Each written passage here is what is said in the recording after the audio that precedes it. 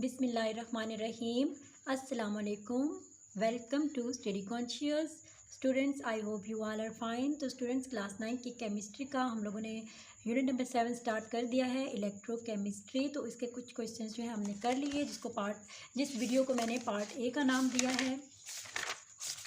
तो आज की वीडियो जो है इसे हम पार्ट बी का नाम देंगे। पार्ट ए में मैंने जितने भी क्वेश्चन नंबर 2 के पार्ट्स थे वो करवा लिए थे। तो आज पार्ट बी में हम ये बाकी जो क्वेश्चन हैं उनको देखेंगे।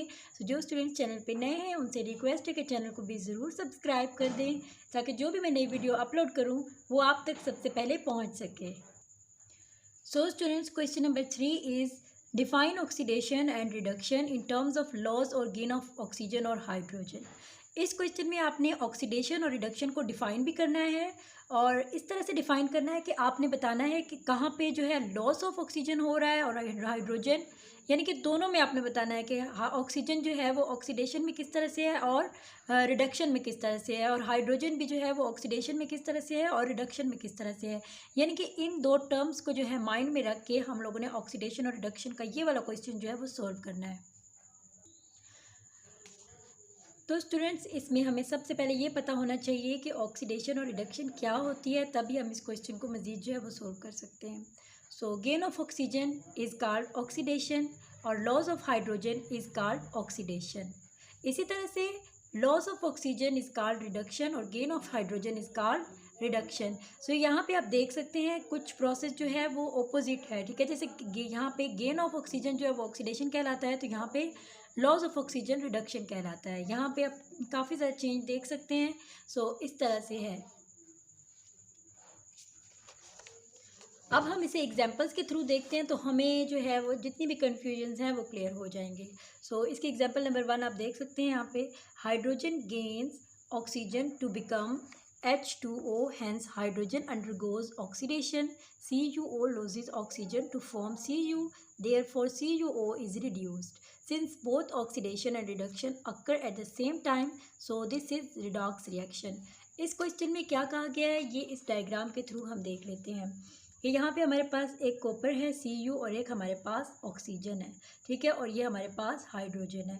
यहाँ पे अगर हम देखें CuO में, सो जब ये हमारे पास एक प्रोसेस होता है, ठीक है, सो यहाँ पे क्या होता है कि Cu से ऑक्सीजन जो है वो रिमूव हो जाता है, तो सिंपल Cu रह जाता है, यानी कि लॉस हो गया ऑक्सीजन का, तो हम कहेंगे लॉस ऑफ ऑक्सीजन। और जब लॉस ऑफ ऑक्सीजन होता है तो क्या हो जाती है रिडक्शन, उसे हम रिडक्शन कहते हैं। यहाँ पे देखें हाइड्रोजन सिंपल जो है वो, ठीक है, यहाँ पे हाइड्रोजन सिंपल है। अब आगे जाके क्या हुआ है कि हाइड्रोजन ने ऑक्सीजन को गेन किया है, ठीक है, तो हम इसलिए कहेंगे कि गेन ऑफ ऑक्सीजन, कि यहाँ पे ऑक्सीजन जो है वो इसने हासिल की है, तो इस प्रोसेस को हम लोग ऑक्सीडेशन कहेंगे।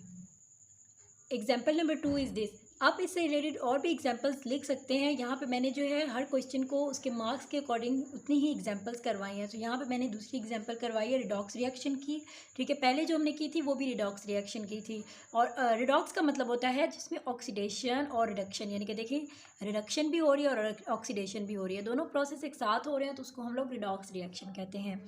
यहाँ पे हम देखेंगे कि CO gains oxygen to become CO2, hence CO undergoes oxidation.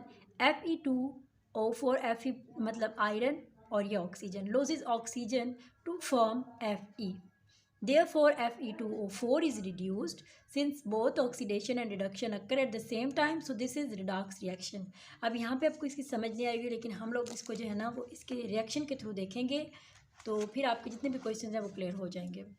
यहाँ पे देखिए आयरन है हमारे पास Fe3 और इसके साथ ऑक्सीजन है, ठीक है। सो यहाँ पे क्या होता है कि ऑक्सीजन जो है वो यहाँ पे आप देखें जब रिएक्शन हुआ है तो यहाँ पे ऑक्सीजन जो है वो लॉस हो गया, ऑक्सीजन है ही नहीं, ठीक है। तो जब यहाँ पे लॉस ऑफ ऑक्सीजन होता है तो उस प्रोसेस को हम लोग रिडक्शन कहते हैं। यहाँ पे अगर हम देखें तो 4 जो है वो CO2 है, ठीक है। तो अब हम इसका जब हुआ है रिएक्शन जब हुआ है, सो रिएक्शन के बाद आप देख सकते हैं यहाँ पे सिंगल ऑक्सीजन है, सो यहाँ पे एक और ऑक्सीजन का मॉलिक्यूल ऐड हुआ है, तो ऑक्सीजन के 2 मॉलिक्यूल्स हो गए हैं। तो हम यहाँ पे कहेंगे कि गेन हुआ है ऑक्सीजन का, तो हम कहेंगे गेन ऑफ ऑक्सीजन, और इस प्रोसेस को हम लोग कहेंगे oxidation. Now question number 4 is define oxidation and reduction in terms of loss और गेन ऑफ इलेक्ट्रॉन्स। यहाँ पे आपने क्या करना है, ऑक्सीडेशन और रिडक्शन को दोनों को जो है आपने डिफाइन करना है, जिसमें लॉस भी हो रहा हो इलेक्ट्रॉन्स का और गेन भी इलेक्ट्रॉन्स हो रहे हों। सबसे पहले हम ऑक्सीडेशन देख लेते हैं। Loss of electrons by a substance is called oxidation. किसी भी सब्सटेंस से जब इलेक्ट्रॉन्स का लॉस हो जाता है तो उसको हम ऑक्सीडेशन कहते हैं। Example is group 1A and group 2A lose 1 and 2 electrons respectively to form cations. Therefore these metals undergo oxidation. इसमें कह रहे हैं कि ग्रुप 1A और ग्रुप 2A को अगर हम देखें, ग्रुप 1A में हमारे पास सोडियम होता है। इस क्वेश्चन में सोडियम जो है वो लॉस कर रहा है 1 इलेक्ट्रॉन को, और अगर हम लोग ग्रुप 2A से बात करें कैल्शियम की, तो कैल्शियम क्या कर रहा है, ये 2 इलेक्ट्रॉन्स को लॉस कर रहा है। ठीक है, अब इससे क्या होगा, जब ये दोनों इलेक्ट्रॉन्स लूज़ करेंगे जो भी, तो ये क्या बना देंगे, कैटाइंस बना देंगे। सो यहाँ पे हम देख सकते हैं ऑक्सीडेशन हो रही। Reduction, gain of electrons by a substance is called reduction. So gain of electrons जो है वो रिडक्शन कहलाती है। For example group 6A and group 7A gain 2 and 1 electrons respectively to form anions. इसमें उन्होंने एग्जाम्पल दी है, जैसे कि ऑक्सीजन जो क्लोरीन है वो हमारे पास ग्रुप 7A से बिलोंग करता है। ठीक है, और ये एक इलेक्ट्रॉन को गेन करता है। सो फिर क्या बना जाता है, क्लोरीन नेगेटिव आइंस बन जाते हैं। और ऑक्सीजन जो है वो ग्रुप 6A से बिलोंग करता है और ये 2 इलेक्ट्रॉन्स को गेन करता है। जब 2 इलेक्ट्रॉन्स को गेन कर लेता है तो ऑक्सीजन के ऊपर -2 चार्ज आ जाता है। Question number 5 is list the possible uses of electrolytic cells. यहाँ पे आप जितना हो सकता है इलेक्ट्रोलाइटिक सेल्स के यूजेस बताने हैं, तो बहुत सारे हैं। यहाँ पे मैंने आपके साथ कुछ जो हैं वो शेयर करूँगी। सबसे पहला जो इसका यूज़ है वो प्रिपरेशन ऑफ मेटल्स, कि जितने भी मेटल्स होते हैं उसकी प्रिपरेशन में यूज़ होता है। कौन से होते हैं और कौन सा इलेक्ट्रोलाइटिक सेल है वो उसमें इसकी सपोर्ट करता है। Down cell is use for the commercial preparation of sodium metal, it produces chlorine gas as by product. Electrolytic cells are use for the commercial preparation of calcium, magnesium and aluminium metals. यहाँ पे जो हमारे पास Down cell है, Down cell basically electrolytic cells के अंदर ही आता है। ठीक है, इसकी फॉर्म में आता है कि वो किसके लिए यूज़ करते हैं। हम लोग जो भी हमारे पास इलेक्ट्रोलाइटिक सेल्स होते हैं, जैसे कि हमारे पास कैल्शियम हो गया, मैग्नीशियम हो गया या फिर एल्युमिनियम होगा, इन मेटल्स को जो है प्रिपेयर करने के लिए हम यूज़ करते हैं इसका। नेक्स्ट हमारे पास है प्योरीफिकेशन ऑफ मेटल्स। प्योरीफाई करना यानी कि उसको साफ़ करना। ठीक है, मेटल्स जो होते हैं जब हम लोग और से जो है मेटल्स को अलग किया जाता है तो उसके बाद फिर भी उसके अंदर कुछ ना कुछ इम्प्योरिटीज़ होती हैं और उसको प्योरीफाई करने के लिए भी मेटल्स का यूज़ किया जाता है इलेक्ट्रोलाइटिक सेल्स का। कि electrolytic cells are use for the purification of copper, gold and zinc etc। जो भी मेटल्स हैं उनको प्योरीफाई किया जाता है इलेक्ट्रोलाइटिक सेल्स के थ्रू। नेक्स्ट हम इसे यूज़ करते हैं preparation of sodium hydroxide. Sodium hydroxide की प्रिपरेशन में भी हम यूज़ करते हैं नेल्सन सेल को। जो भी सोडियम क्लोराइड को कमर्शियली तौर पे प्रिपेयर करना होता है तो वहाँ पे यानी कमर्शियली तौर पे तैयार करना होता है तो वहाँ पे नेल्सन सेल का यूज़ किया जाता है।